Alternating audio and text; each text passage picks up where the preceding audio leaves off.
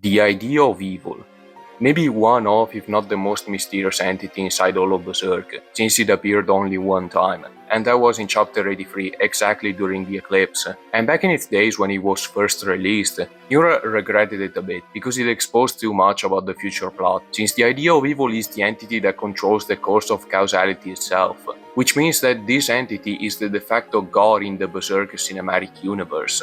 And I gotta say, I love the fact that the idea of evil is not a monster, and instead is much more similar to a human heart. That truly remarks the fact that this being is the product of us humans, because like the chapter says, this god is the result of all the desires of the people to know why pain exists, why sadness exists, why death exists, and throughout the years, all these thoughts grew more and more. And that's why the idea of evil was born in the first place, because of the accumulation of all these bad thoughts and cope. So in the end, the reason why the devil exists in the world of Berserk is because of the people's fault. That is such a brilliant way to put it. But enough of the lore, let's talk about the design, given that it is very peculiar. The idea of evil is described as a giant pulsating heart that lives at the center of a dark void, inhabited by no one, the abyss. But the heart is not your typical human heart. It is made out of flesh, eyes, nerves, and mouths. It doesn't respect the typical vision of a god sitting high on a throne, but instead it looks like a living wound at the center of existence. S tier, even though the design is pretty basic, the concept behind it is really intriguing and cool. Wylad. Wylad is an apostle that appears for the first time throughout the end of the Golden Age arc, right when the Hawks rescue Griffith from the Tower of Rebirth. We see him being depicted as a cruel and violent man that doesn't respect anybody other than himself, not the king and not even his soldiers. The only thing that he values is his own strength, but he is not honorable like Assad, for example. No, this guy abuses his god-given powers to kill, torture, and even rape any person that might go against this motto, which is enjoyment and excitement. And obviously, since the world of Berserk is a medieval dystopia where only the strong ones survive, Wylad is basically free to do anything he wants. But regardless, this won't help him because he's going straight into the B tier, mainly for two reasons. For once, he's basic. Yes, this design is very blunt. Even though I appreciate the ape-like appearance, it simply doesn't hold a candle to other apostles in this tier list, like for example the Count or Racine. Because if Wylad is supposed to represent this crazy and depraved human, his design simply doesn't scream that, like at all. His design is more like a monk more than anything else. So yeah, I would have liked something more from him. Now for the second reason, this is solely subjective, but I simply can't take him seriously in his true apostle form, because it's silly. It reminds me a lot of that one panel where Jeff the Landshark gets into the Hulkbuster suit. The Hound Keeper. I mean, the sole fact that I'm talking about this guy is because I'm trying to find a legitimately bad design, and this is the only one I could think of. Because I'm going to be honest with you, this guy is useless. The only reason he exists is because Guts needed to show off his new forged toys, the Dragon Slayer and the cannon, and this dog pig-esque figure was the perfect target. In fact, this guy gets torn apart so easily, he's in the second place for the least amount of panels an apostle has ever received. He only gets surpassed by the female apostle, who has an even shorter lifespan, and that gets depicted in his design, because he's that's the only word I came up with. In the normal form, he looks like your most average bald Joe. The only thing that changes is that he has a facial paralysis, and in his true form, he's a mess. He becomes a dog, but at the same time a pig, while also maintaining his human face, but now he's standing on two and he has horns. Yeah, this screams a lot the meme random bullshit go. That's why he's going straight into the C tier. Crumbled. Crumbled is one of, if not the strongest apostle inside all of Berserk, and his character can be summarized in one single word, even though it might sound a bit cringe, and that's aura, because this guy is the definition of the typical badass in fiction. He has a cool armor, he has a big weapon, he is mysterious, and he talks about honor. And that's enough for me, like what do you want me to say? So obviously, I thought Miura would have done the same mistake he did with Zod by giving him an anonymous design.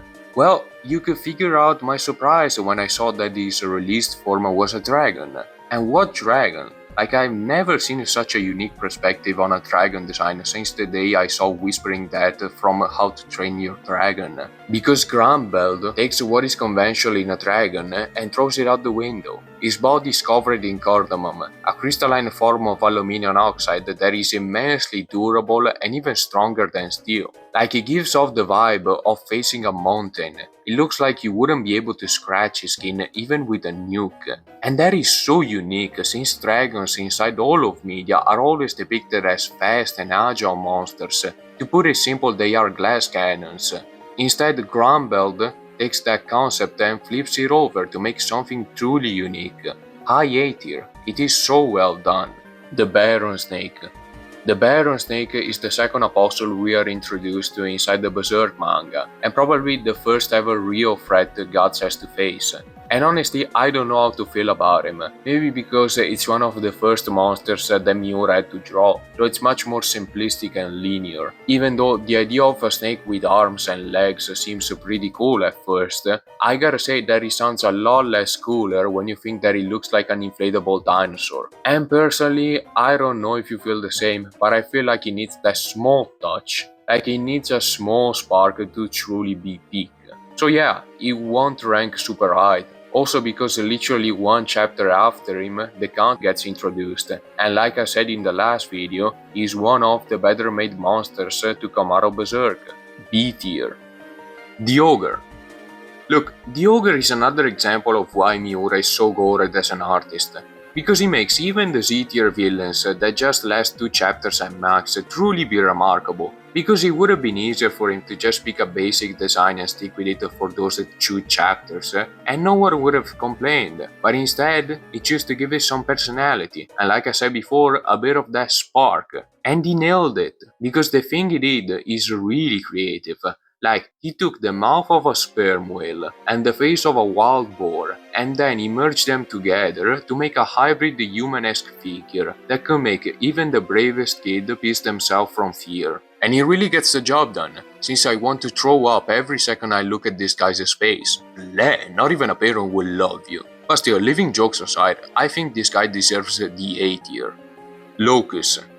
Locus, or as locals call him, the Moonlight Knight, is an apostle that appears later on in the story, right after Griffith gets reincarnated, more precisely in the Falcon of the Millennium arc, for the sole purpose of serving Griffith in his new reincarnated form. And that's why he's given the role of the commander of the infantry inside the new band of the Falcons. Typically described as an honorable and logical man, Locus lives off the aura of being mysterious, like Grumbled, Irvine, and Raksash. Now, from a design perspective, I have to tell you there is a lot to talk about, because for starters, I really like how he doesn't have a corrupted normal form, like many of his colleagues. Instead, he just remains himself through and through. Now, in his apostle form, here is where the things get interesting, because he merges himself with his horse to become an alien-like figure with really pointy bones and muscles made out of gleaming steel. And even though I said he looks like an alien, he actually resembles a centaur. You know, those hybrid creatures in Greek mythology that had human-like bodies and horses-like legs.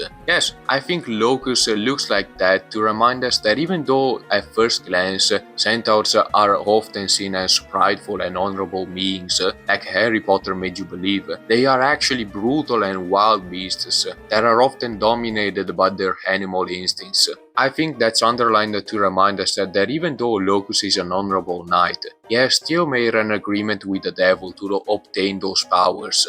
High-end B tier. Father Motzkus. Now, for once, we are not dealing with the real villain. Like, Motzkus is, I think, the first enemy inside all of Berserk that, from the perspective of a random Joe, doesn't look like the reincarnation of the devil. In fact, he's even kind to the sick and poor, which is a thing that doesn't typically happen in Berserk. But still, even though he's not a monster in the pure sense of word, he still remains one of the most cruel and unsettling creatures that gods ever encounters, because everything he does is in the name of God. Miura greatly emphasized on making him an extremely devoted Christian, and that can be seen in the way he dresses, in the way he talks, and in the fact that he always carries a prayers book with him. But even though that might sound not that bad from an outside perspective, the things he does while holding his crusade for God are really deplorable. Like, for example, he doesn't have a problem throwing and killing the people that he believes are heretics in the most gruesome way possible. So yeah, Malthus is indeed an asshole, but leaving that aside, how is his design? Well, I personally think it's really anonymous, especially in the second form, which to this day I still don't know how he obtained it. But regardless, I just think he looks too basic and bland. Like, if I saw him out of context, I'd say he looks way more like a Spider-Man villain rather than a Berserk monster. One of the only few things I like about his design is his constant stone-faced cold expression that he keeps all throughout the arc. But outside of that, there is really not that much going on for him, and that is gonna put him into a low B tier. So yeah, that was part 2. If you want to leave a like, comment and share and do all the YouTube stuff, and until the next one, peace out.